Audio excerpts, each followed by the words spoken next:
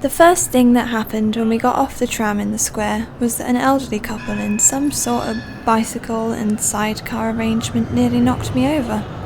I'd forgotten how in Amsterdam you have to have your wits about you. The cyclists and car drivers take no prisoners, and even if you remember to watch out for those, the trams come up on your blind side and hoot, making you jump out of your skin. We made our way on foot south to the Rijksmuseum, crossing canals and passing wonderful little cafes that normally I'd have loved to sit in and unwind. Some other time, I couldn't relax now, and neither could David. We watched out for possible tails. How would we know? We couldn't see any, but that didn't necessarily mean they weren't there. Kippera had shaken us badly. Me because it was my worst fear made real. David because he could no longer take refuge in skepticism. We'd agreed that we must keep moving. As soon as we got back to Helsinki, we packed and booked the first available flight out. We bought new clothes, very different from our normal styles. We got wild haircuts and then dyed our cropped hair as well. We removed the SIM cards from our phones, breaking them and throwing them in the hotel kitchen bins, and buying a couple of burners instead. We also took as much hard currency out of our respective accounts as we could manage, converting a fair amount into travellers' checks. We were fortunate that neither of us had partners to call and explain what was happening. But it all seemed inadequate, given the circumstances, given what happened.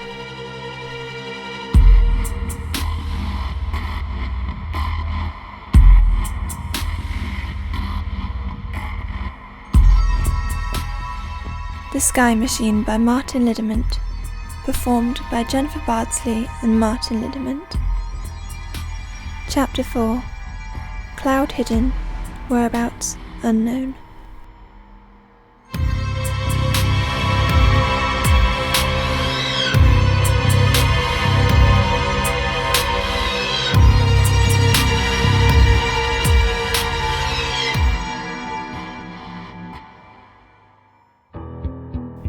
We agreed that we had to push on as quickly as possible, contact the people on the list and warn them, try to find hard evidence about Helizon and a plan to suppress everything that proved climate engineering was underway, get it from anywhere other than the rock, that huge, supposedly neutral resource of climate data, hoovered up from smaller databases and archives around the world.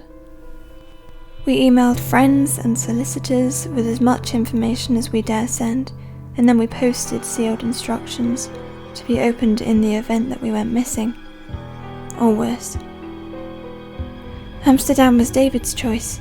He had connections at the university and knew the city well. Regine de Varme, number 3 on Carl's list, was going to fly in from London and meet us there. David had called her and persuaded her it was urgent. Sure enough, she'd lost access to the rock as well. The Sky Machine. That phrase, the last text from my brother, the imperative to seek out the truth. David was convinced now, but he didn't feel it like I did. How could he? But we were bound by the need to go on looking, to piece together the evidence, construct hypotheses. We were behaving like scientists after all.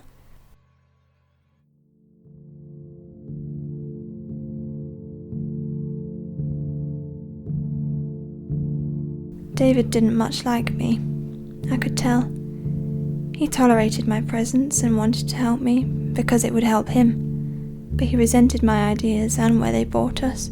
There was certainly no emotional attraction, well, not then, and maybe never from his end. No physical desire, even though we were now sharing a room. It felt safer, that's all. Forget those pursuit movies where the couple grow together in the face of danger. No, fear is an anti-aphrodisiac. But I couldn't bring myself to dislike him. If anything, I felt guilt. And the guilt grew stronger every day. Guilt for what I'd done, what I might have to do.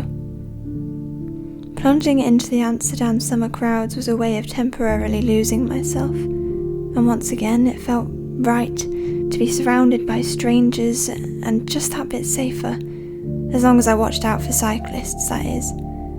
We didn't get stoned or drunk, though we might have, easily. We walked and said very little. We moved through Amsterdam, or it moved around us. It was getting hard to tell. The Rijksmuseum was also David's idea. I think he wanted to skim over the depths and behave as though he were unaware they even existed. Logically, it would be a good public place to meet Rijksmuseum farmer, and he told me he liked the paintings too. We stood outside the huge museum, and I looked up at its twin Gothic towers and the big central arch that was originally part of a route into the city. It seemed like madness to create a building of such importance and then split it in half with a cycleway. David had told me how the museum had been renovated over a decade, with architects trying to bring it into a single, coherent experience for visitors. Engineers had worked in boats below the water table and above ground as well. They had stripped out galleries, opened up spaces, brought light and order to the exuberant, rambling original.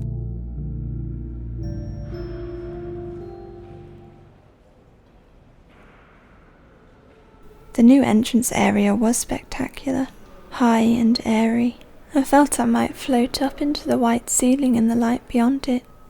Light was everywhere, blazing through semi-domed ceilings, spearing across floors to pick out statues and sculptures, and of course pouring out the Vermeers and Rembrandts. Textured light, beautiful and rich, the sort that makes you want to reach out and touch the surfaces it illuminates. Walls whose plaster you could imagine feeling rough and warm under your fingertips. Skin that would be cool to the touch, glowing with life in darkened rooms. All these captured moments of a time long gone, but life and colour everywhere, a constant, perpetual explosion of it.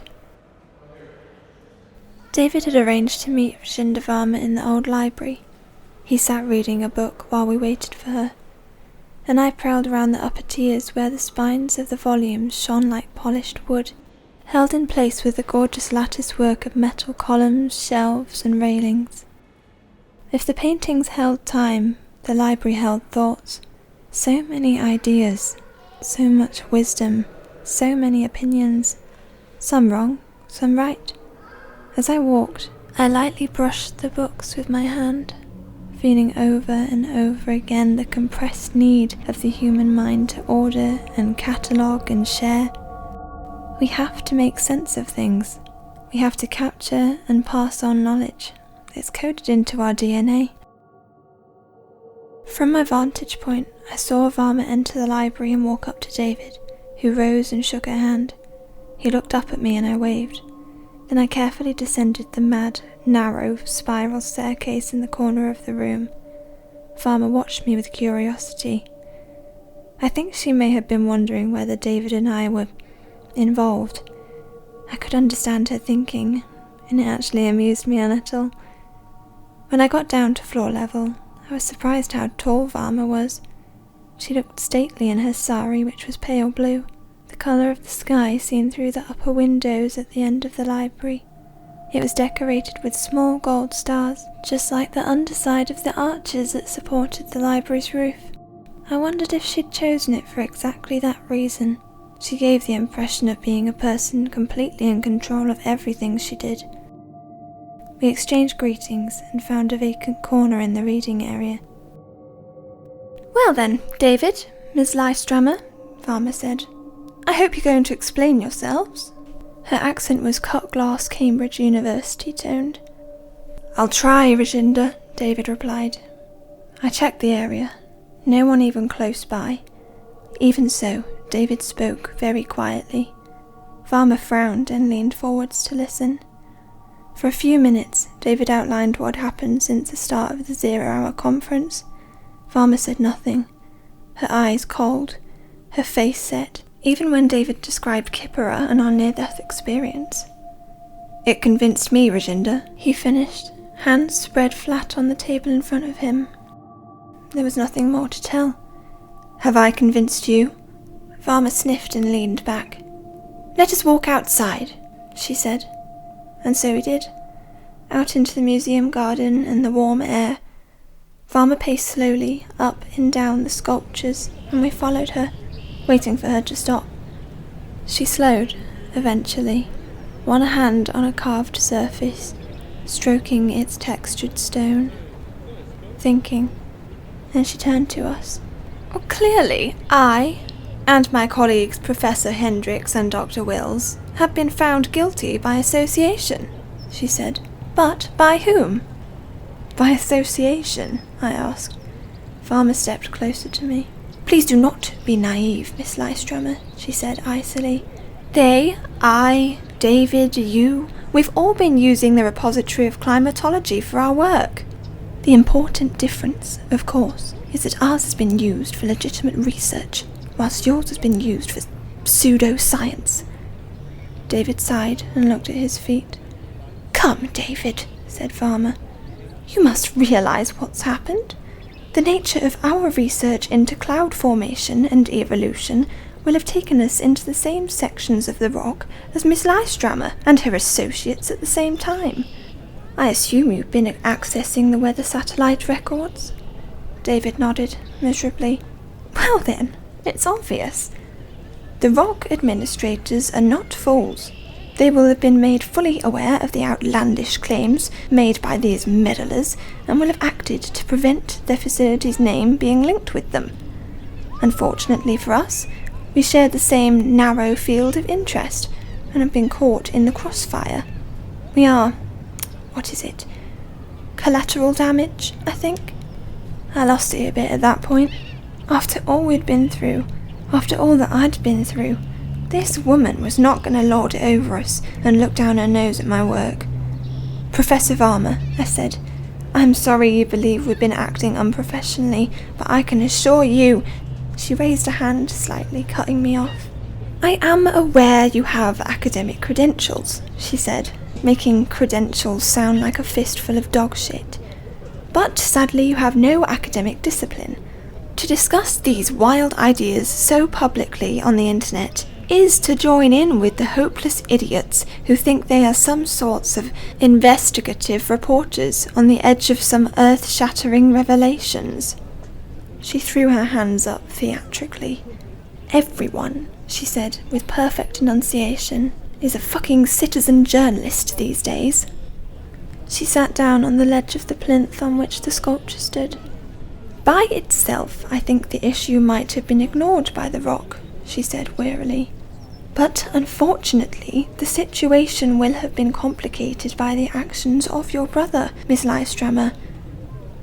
Young lady, I'm truly sorry for your loss, but it has to be said, latterly having you and David sharing a platform at the conference will have only added fuel to the fire.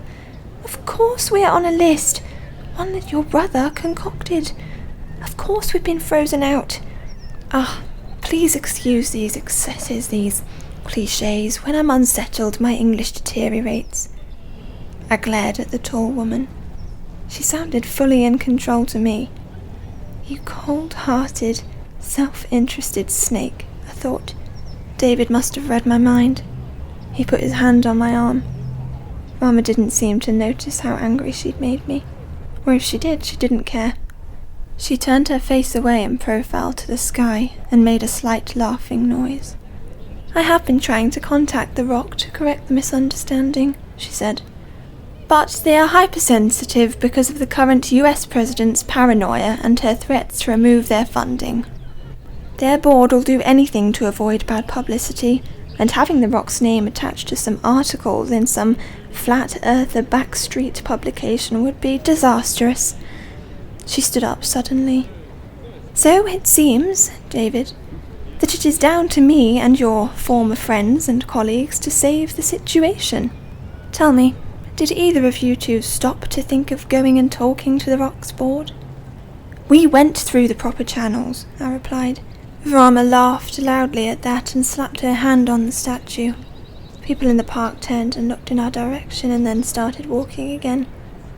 Channels? She exclaimed. I'm talking about networks, connections, which neither of you seem to have. Well, luckily, I do. I fully expect to regain my access within a few days. I'll get it back for Wills and Hendricks too. Not you, David, and definitely not Miss Lystrammer, whose name will feature most unfavourably in the discussions.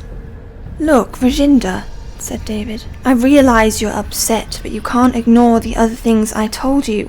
The armed guards have been there because of the high threat level posed by domestic extremists," said Varma. "And the accident? We were nearly killed by someone who doesn't show up on CCTV footage. You experienced a severe shock. You're both misremembering events. This can happen when two people share a traumatic incident. You also may be transferring guilt." "Guilt?" I said, loudly. Or too loudly. More people looked in our direction. "Guilt for having gone poking around in the Kapara storage unsupervised and without permission," said Varma. "Much like your brother poked around valuable scientific weather archives, causing havoc. Guilt for dragging my name and the names of respected companies like Hellesen into this affair. I've had enough of this, David. Professor Varma, if you have such contempt for me and my colleagues, then why did you come here? Why meet with David and I?" Varma drew herself up and smiled at me. "I've spoken with Wills and Hendricks. We agreed on our course of action, and they asked me to deliver this message face to face, so there can be no misunderstanding. David, I'm addressing you here. Either disassociate yourself from this person, her group, and their ideas, or your career will be over." David stared at her, trying to read her, it seemed. For a moment I wondered which way he'd jumped, but then he said, No, I won't do that." Silence. The moment stretched like elastic. Then it snapped, and Rajinder Varma turned on her heel, stalked off without a word, heading towards the centre of Amsterdam. I was hoping one of the geriatric cyclists would take her out, but she wove her way safely through the traffic. We saw her flag down a taxi, and she was gone. David looked terrible. I gave him a hug. "Thank you," I said, "for believing in me." He let the hug go on, and after a while he held me at arm's length and broke into a smile. He said, "You know what? Fuck it. I want to go back and look at my pictures. Let's go back in." As we jogged up the huge staircase to the second floor, David became fierce. "We have to keep searching. And if that means breaking into every research establishment and every archive other than the Rock, then that's what I'll do. But I'm not giving up." He clenched his fists. "It isn't right. I've had enough of people suppressing facts and ignoring evidence. We tiptoe around them because they have power. Well, we have power too. Susan, they store 1 million items in the Rijksmuseum. I want to show you some of the things here that I love and value. Then we can go and take whatever steps we need to preserve everything that this represents. All the things that people have striven to achieve over the centuries. All the shape we've given to the world." "Wow, I'm hearing passionate David," I laughed. "I like it." He looked embarrassed, but his mood stayed upbeat. "There's a couple of paintings I used to stand and stare at," he said. "A windmill on a polder waterway.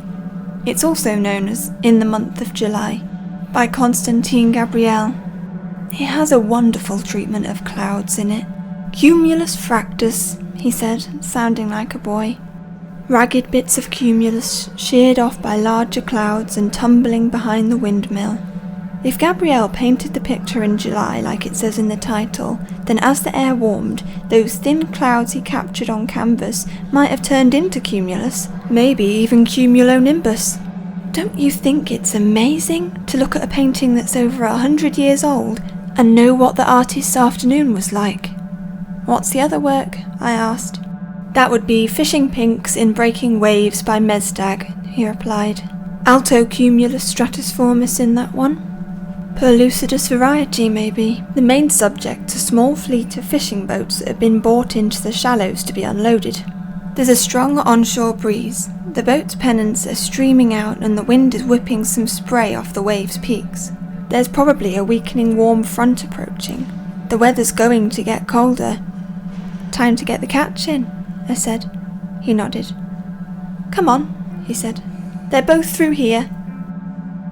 From the gallery ahead came the sound of singing. a single voice.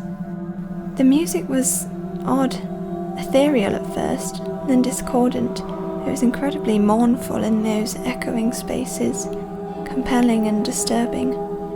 We halted. Visitors were standing silent, rapt. "It's like Ligetshi," I whispered. David looked questioningly at me. "You're Ligetshi," I said. "Hungarian composer. Kubrick used some of his music in 2001. I've heard his Requiem." Someone wrote that it was a reversal of conventional form. Said that Ligeti had created a requiem to be sung for the living by the ghosts of the dead. The music had driven away thoughts of artists. It called us and we walked again, slowly, towards the sound and rounded a sharp corner. The soloist was standing just inside the doorway to a gallery. She was wearing a black dress and a hood, or maybe a veil, like a niqab, or a Western interpretation of one. Her face and her eyes were hidden by strips of black gauze, but her mouth was uncovered, and she wore bright crimson lipstick. She stood perfectly still, hands by her side. Only her shoulders and diaphragm moved as she sang. There were no words, just notes. The lights had been lowered in the gallery, more than would be usual, I thought. Normally museums didn't reduce the ambient brightness this much, even for the most fragile and valuable paintings. We stepped in, singing all around us, amplified and coming in from hidden speakers. Below the notes, a soft, deep tone grew. It was like listening to the earth moving through space. As I adjusted my eyes, I could see there were other people, singly or in small groups around the gallery. They stood stock still. We did the same. We didn't speak. I couldn't speak. Every painting had been covered by a black screen. From floor to ceiling, they formed a pattern of rectangles, ovals, squares, each screen perfectly matched by the size and shape of the frame it was hiding. On every screen, a white spiral slowly revolved. Some moved clockwise, some counterclockwise. They seemed to keep pace with the woman's song. One by one, the people in the gallery turned towards us. Their faces were masks, flat and enclosed by hoods. On the centre of each face was a white spiral revolving. I felt I was falling down into those faces. I said David's name. I think I did. I'm sure I did. I said his name and I reached for his hand. Couldn't find it. I was shaking in terror. He knew. I think he felt the same. The spirals on the paintings and the faces grew larger and larger, and the music swelled. It was a probing scalpel. A blade slipped into the folds of our brains. The people, actors, interpreters, I don't know what they were. They took a step towards us, in unison. For a moment, I couldn't see the way out.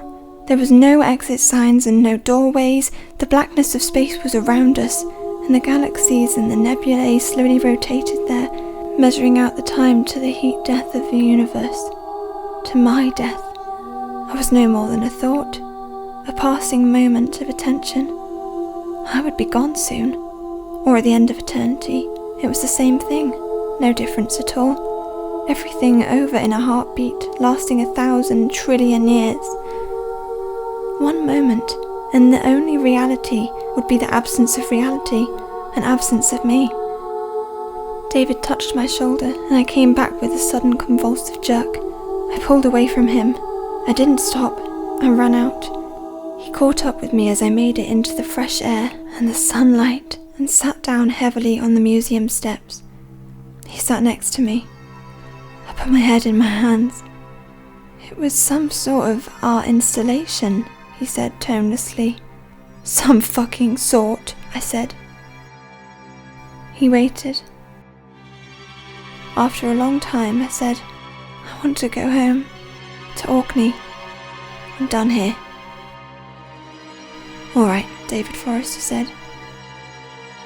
"All right, Susan, I'll take you home."